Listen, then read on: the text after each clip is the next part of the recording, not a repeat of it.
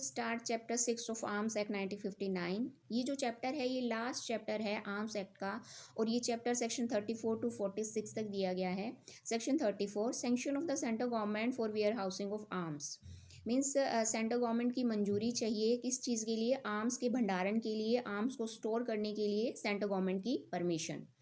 Notwithstanding anything contained in customs act 1962, जो customs act है 1962 उसमें किसी भी बात के होते हुए नो आर्म्स और एमिनेशन शैल बी डिपॉजिटेड, कोई भी आर्म या एमिनेशन को डिपॉजिट नहीं किया जाएगा in any warehouse licence under section 58 of that act. किसी वेयर हाउस में जो लाइसेंस्ड है section 58 of that act means section 58 of customs act without the sanction of central government, central government की मंजूरी के बिना। मीन्स किसी भी आर्म या एमिनेशन का किसी भी वेयर हाउस में अगर डिपॉजिट करना है उसके लिए सेंट्रल गवर्नमेंट की मंजूरी का होना ज़रूरी है। यहाँ पे कस्टम्स एक्ट है उसकी सेक्शन 58 का किसी भी तरह का कोई इफेक्ट नहीं होगा। ये है section 34। Section 35, criminal responsibility of persons in occupation of premises in certain cases. Means कोई पर्सन है जो आपराधिक तौर पर उत्तरदायी होगा। किस लिए उत्तरदायी होगा? कोई ऐसा पर्सन जिसके पोजेशन में कोई ऐसा परिसर है और वो पर्सन कुछ ऐसी कंडीशंस हैं जहाँ पे वो पर्सन लायबल होगा।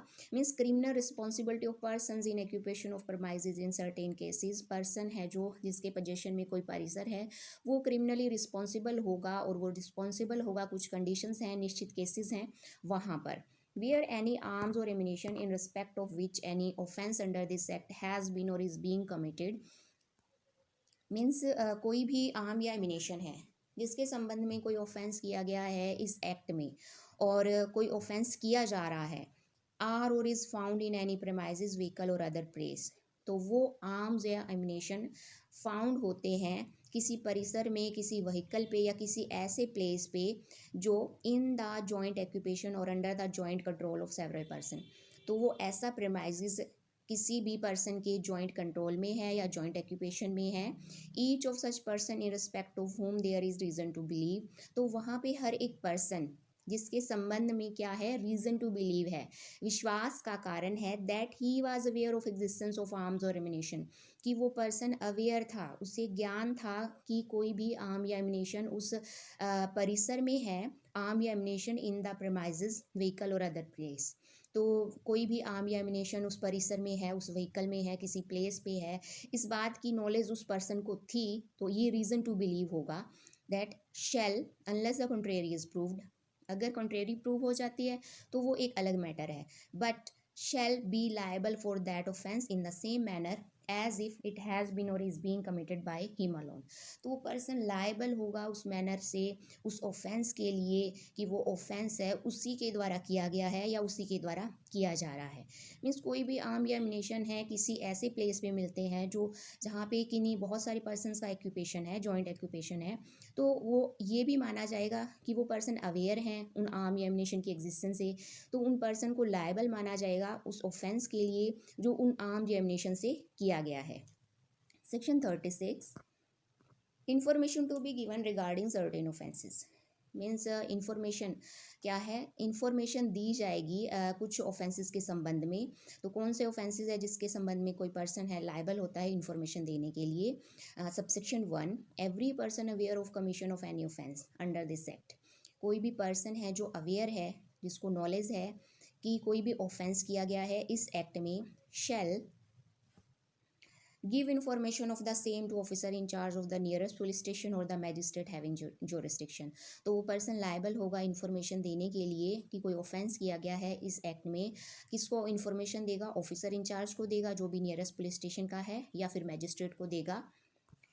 बट यहाँ पे इन the absence of reasonable excuse, इसका मतलब है अगर उस पर्सन के पास रीजनेबल एक्सक्यूज़ है तो वेल एंड गुड, तो वो वैलिड रीज़न है उस पर्सन के पास, तो वो वैलिड रीज़न देगा कि वो इन्फॉर्मेशन क्यों नहीं दे पाया।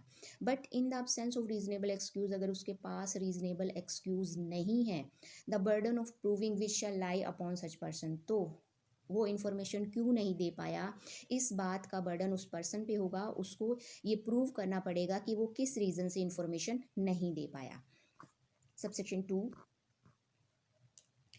Where every person employed or working upon any railway, aircraft, vessel, vehicle और अदर मीन्स ऑफ कन्वेंस। कोई पर्सन है जो एम्प्लॉयड है, वर्किंग है रेलवे में, एयरक्राफ्ट में, वेसल में, व्हीकल में, कोई भी यातायात का साधन है वहाँ पे, shall give information to the officer in charge of nearest police station. तो वो इन्फॉर्मेशन देगा ऑफिसर इंचार्ज को जो भी नियरेस्ट पुलिस स्टेशन का है, किस संबंध में देगा, रिगार्डिंग एनी बॉक्स, पैकेज और बेल इन ट्रांजिट। तो वहाँ पे रेलवे, एयरक्राफ्ट, वेसल, व्हीकल पे किसी भी तरह का कोई बॉक्स मिलता है या कोई पैकेज मिलता है या कोई बेल मिलता है, then which he may have reason to suspect, जहाँ पे उसको रीज़न टू सस्पेक्ट है, उसको संदेह है, कंटेन आर्म्स और एमिनेशन, कि ये जो किसी भी तरह का बॉक्स है, पैकेज है, वहाँ पे उनमें क्या है, आर्म या एमिनेशन है, in respect of which an offence under this act has been और is being committed.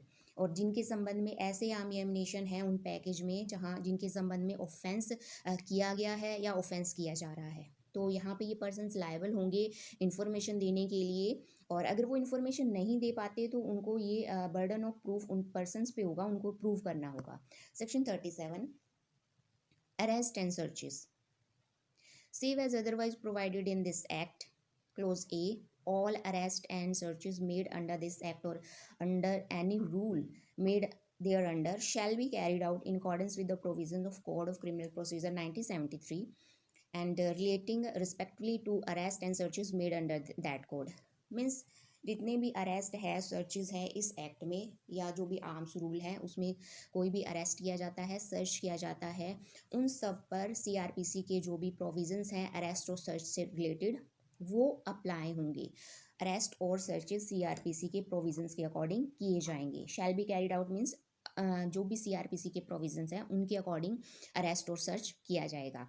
Close b, any person arrested and any arms or ammunition seized under this act by a person not being a magistrate or police officer shall be delivered without delay to officer in charge to the of the nearest police station and that officer shall means कोई person है जो arrested है, जिसको arrest किया गया है या फिर arm या ammunition है जिनको seize किया गया है इस act में किसी person के द्वारा, और वो person magistrate नहीं है, वो person police officer नहीं है, तो वो person क्या करेगा, shall be delivered without delay, बिना किसी देरी के वो ऑफिसर इंचार्ज को उस पर्सन को और जो वो थिंग्स सीज्ड हैं उनको डिलीवर करेगा।